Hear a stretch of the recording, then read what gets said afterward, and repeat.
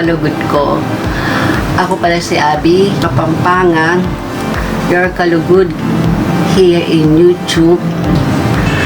Isang bagong YouTuber. Ito yung pinaka first time vlogs ko. I-share ko lang po kung how to cook Sipo egg.